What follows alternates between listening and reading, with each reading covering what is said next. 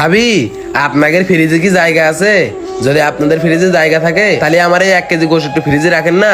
কুরবানির ঈদ না, আমাদের গোশাই ফ্রিজ ভরে গেছে, তোমার গোশ আবার কোথায় রাখবো? একটু কোনা কাঞ্চির ভিতরে রাখেন না। আমার নানিটা অনেক অসুস্থ। আমার মা কালকে নানি বাড়ি যাবে। আমার মা আমার নানির জন্য নিয়ে যাবে। ভাই, আমাদের ফ্রিজে একটু জায়গা নাই। জায়গা থাকলে তোমার গোশ রাখবো না কেন? অল্প একটু জায়গা আছে, তাই একটু পরে আমার আব্বারা আসবে, ওদের গোশ রাখতে হবে। ভাবি, আমি তোমার পায়ে দোকান ধরি, গোশটা একটু ফ্রিজে রাখো, রাখলে আমাকে খুব একটা উপকার হবে না। এত করে যখন বলছে তাহলে গোশটা রেখেই দি। শালার এমন জায়গায় রাখবো জীবনে আর কোনোদিন আমার ফ্রিজে কিছু রাখতে আসবে না। এত করে যেহেতু বলতিছো, তাহলে দাও, তোমার গোশটা আমি ফ্রিজে রাখি, আর কালকে এসে কিন্তু নিয়ে যাবা। ঠিক আছে ভাবি, কালকে এসে নিয়ে যাবানি। এমনি আমাকে ফ্রিজে জায়গা নাই, তারপরে আবার গোশ রাখতে আইছে। যাও, ওই জায়গায় পড়ে থাক।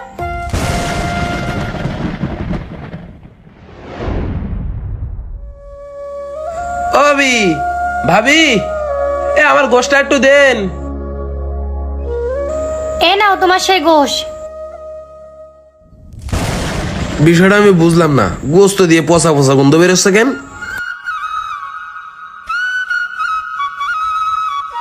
এ ভাবি, এ আমার গোস্ত দিয়ে পচা গন্ধ খাচ্ছে কেন?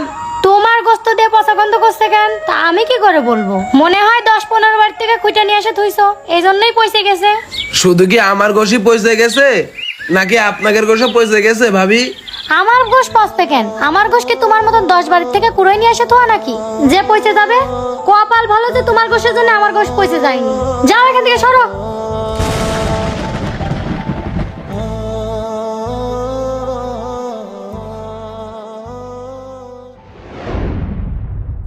এরকম মানে দাঁড়া, কি ফেলাচ্ছিস এখানে?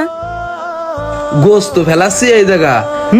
গন্ধ, পচা গোস্ত কোন জায়গার থেকে আছিস তুই?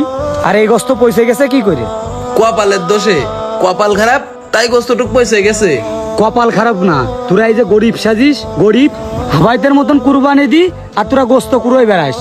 যাত্রার বাড়ি যাস আর হাত পাইতে গোস্ত নিস, এমন নিস নিয়ে যে বাড়ি যে ভরিস, ভরে এই যে পচায় গোস্ত ফেলাই দিচ্ছিস। এটাই তো তুই যেটা ভাবতেছিস সেটা না।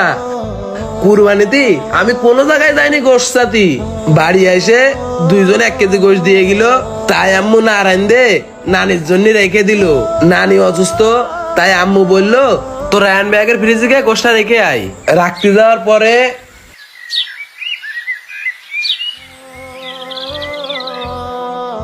আমাদের রায়হানের বউ তো কাজটা ঠিক করলো না।